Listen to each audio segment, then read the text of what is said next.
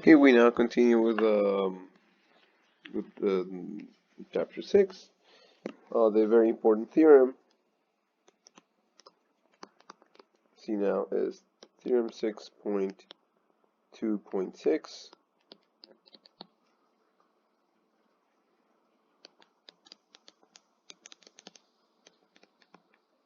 Called in the book as continuous limit theorem.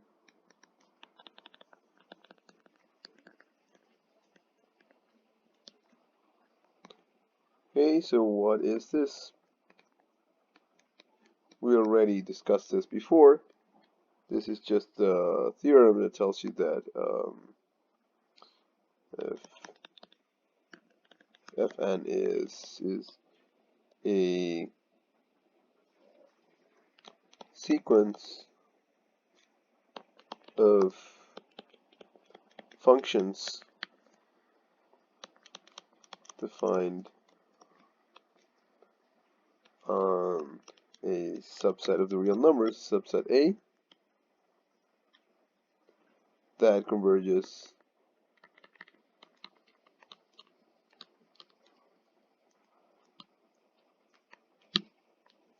uniformly to a function f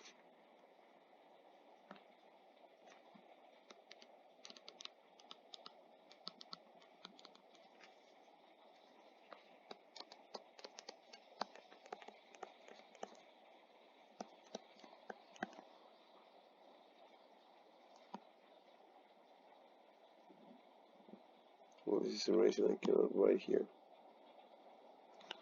I'm sorry about that.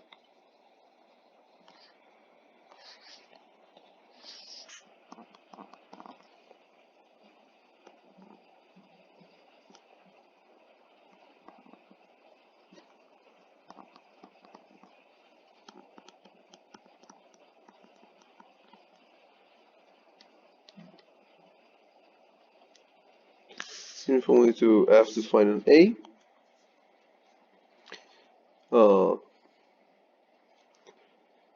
And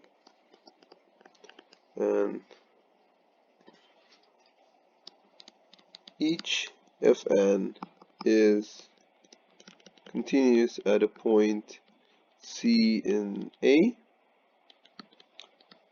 then so is F. So, or write it more explicitly, then F is also continuous at the point C.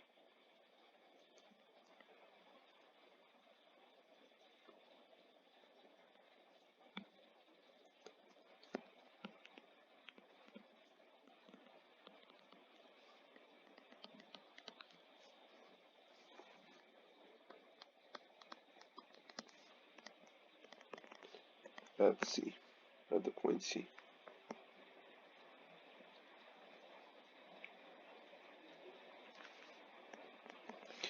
And so let's prove this theorem.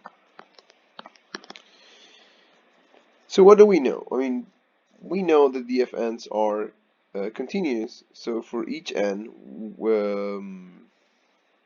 so let's put it this way. So what we know,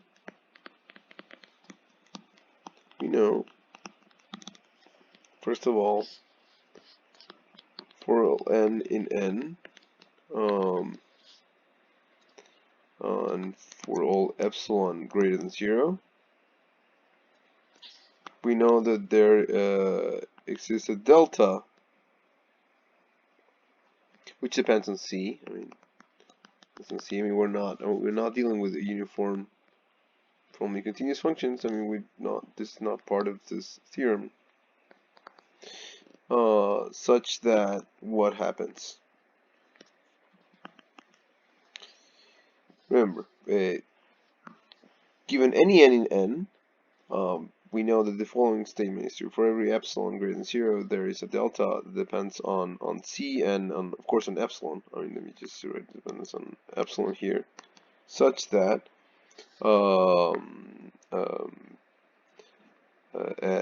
x minus C is less than delta, implies that Fn of x minus Fn of c is smaller than epsilon. So actually here, because we're fixing, I mean, this is true for every epsilon, this delta here actually depends on n as well. So it depends on the function, depends on how small epsilon is, and it also depends on the point of continuity. Okay, so it depends on three things, and epsilon and c. And so we know, this is just a, if we forget about the n, so we're just dealing with one function, and we forget about the point c, this is just the definition of continuity at a point. I mean, we cannot really forget about the point c, but this is the definition of the continuity of the point c for the function fn. But the thing is, we know that every fn is continuous at the point c. So this is one thing we know. So this is the first thing. Second thing we know is that the convergence of the fn's to f is uniform. So we also know that for every epsilon greater than 0,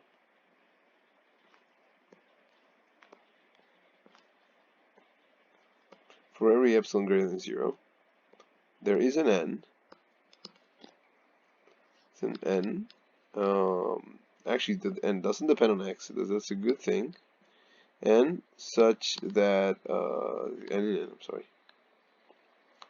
I should make this clear. And in n such that for all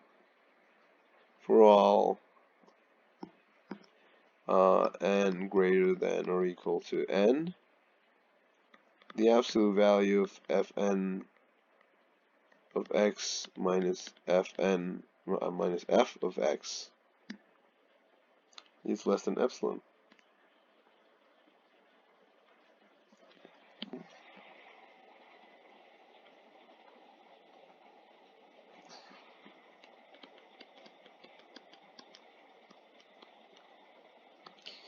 It's less than epsilon.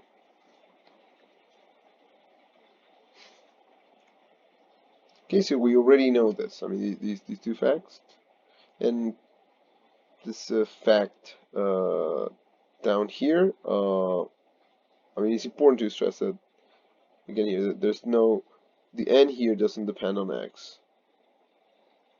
And so this is true. I mean, once you can find an n such that this conclusion here will be true for every epsilon, every positive epsilon. So those are the two facts that we'll use.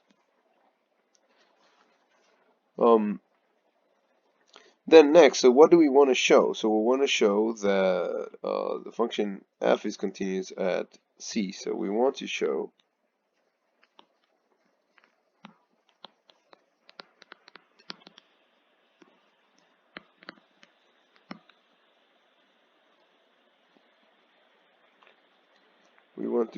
that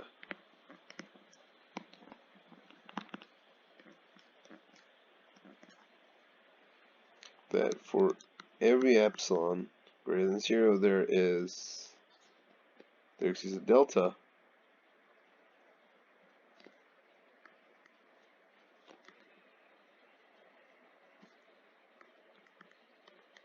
greater than 0. This depends actually on epsilon and the point c, but so you should, it depends on epsilon, I mean depends on epsilon and c, and such that x minus c being smaller than delta will imply that f of x minus f of c will be smaller than epsilon.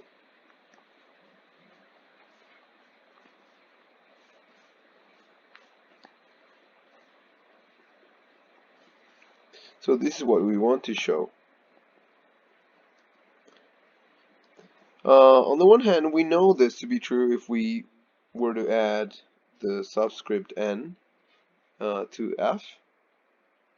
This is one of the two facts that we know.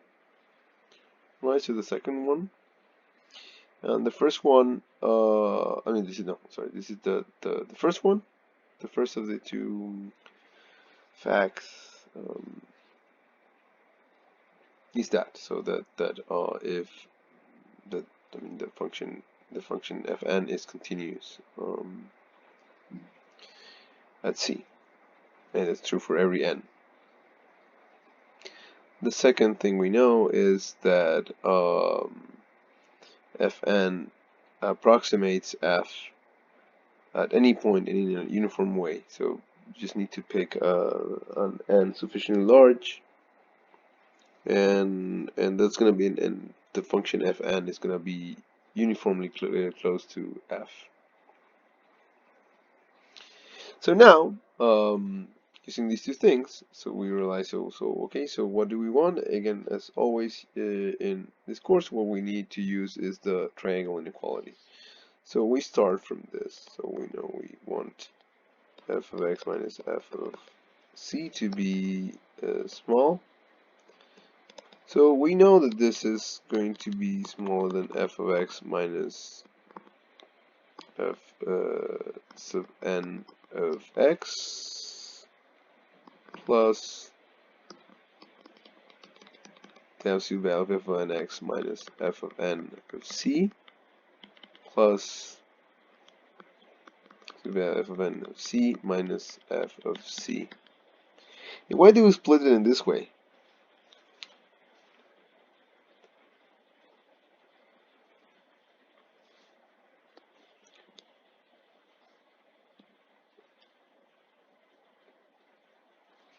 These two terms are gonna be small because the function, and you can just pick one n that is gonna work for both of them because you know because of one of these two facts, the number 2, right? So this, you can make this smaller than epsilon over 3.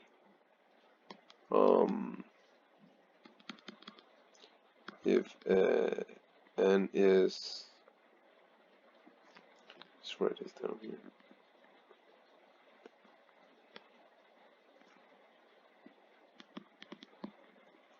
Then n of epsilon over 3. Remember here there's an epsilon for each, and there's an n for each epsilon. If you choose the value of n, the capital N, for the number epsilon over 3, then this is going to be smaller than epsilon third. The same is going to happen with the last term.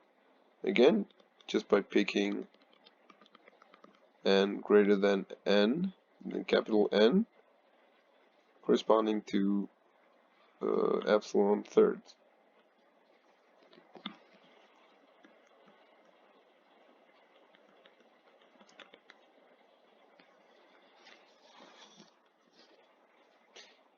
And for the term in the middle, we need to use the other fact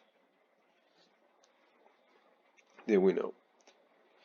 So we know that each one of these functions fn is continuous at the point c, and so you know that for that particular n there is a delta. This is going to be smaller than epsilon over 3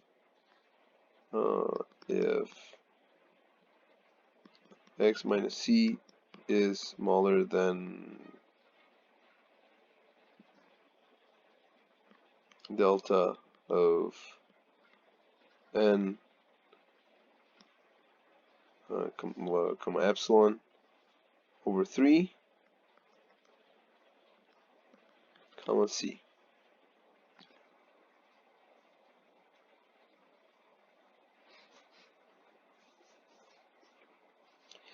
Right, so this is the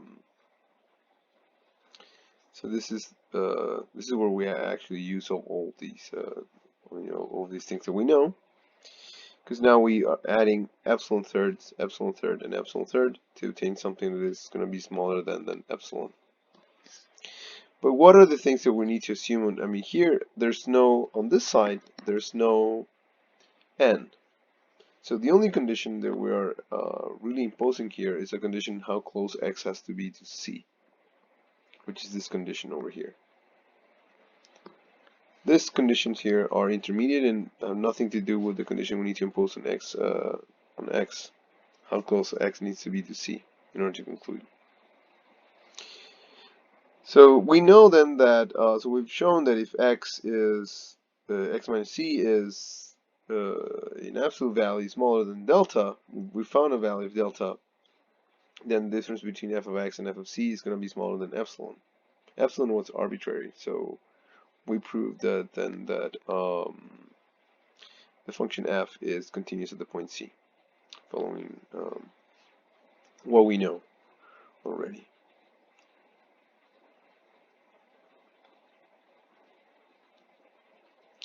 So that's it. So basically, we see how combining these two facts allow us to prove continuity of f.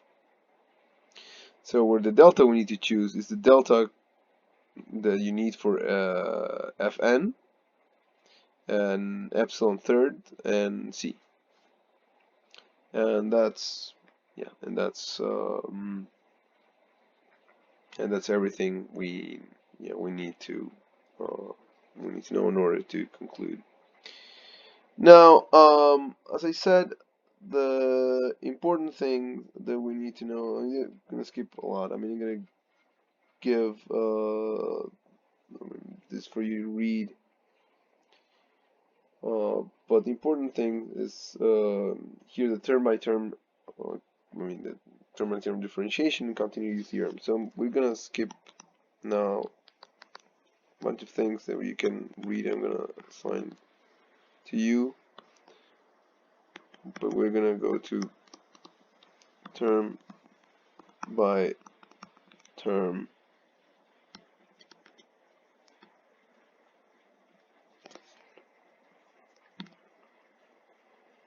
continuity theorem.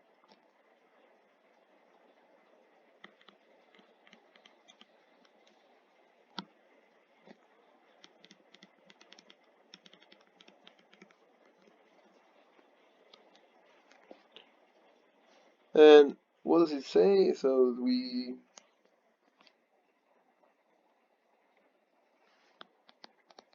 have a sequence of continuous functions f of n be continuous functions as always defined on set A, on a set A subset of R, and if we assume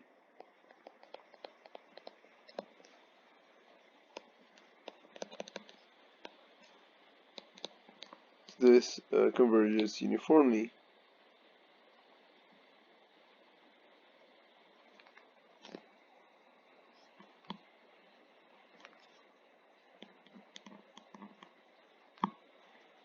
so about that I'm stuck here with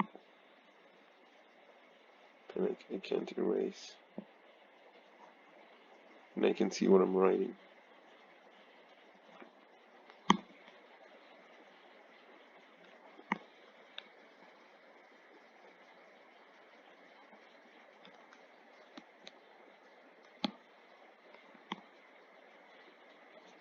Okay, so let me see. What can I do now? I can't seem to be able to erase now.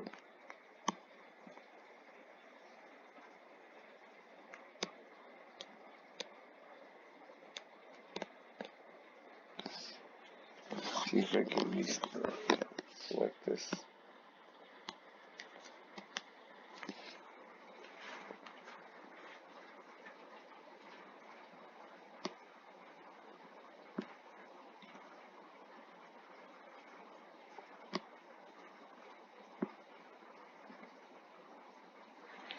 Okay, now I can continue like this then.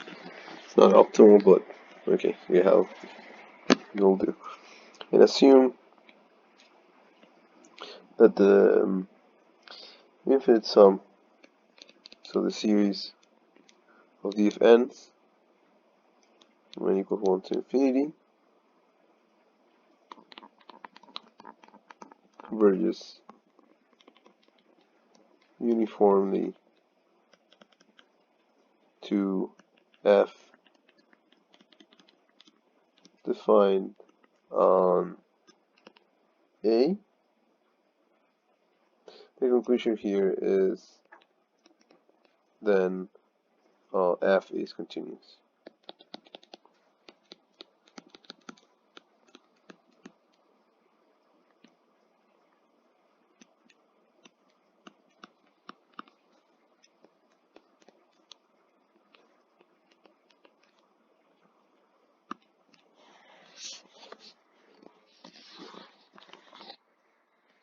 So that's the first thing.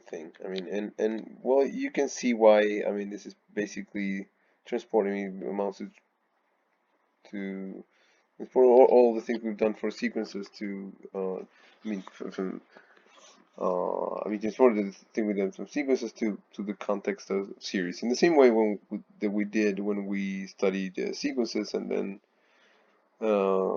obtain criteria for convergence and stuff like that. In dealing with series, it came straight from the corresponding statements or theorems for sequences.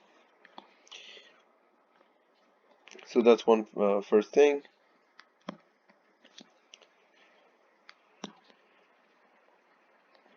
Oh, now I can erase. It seems. um.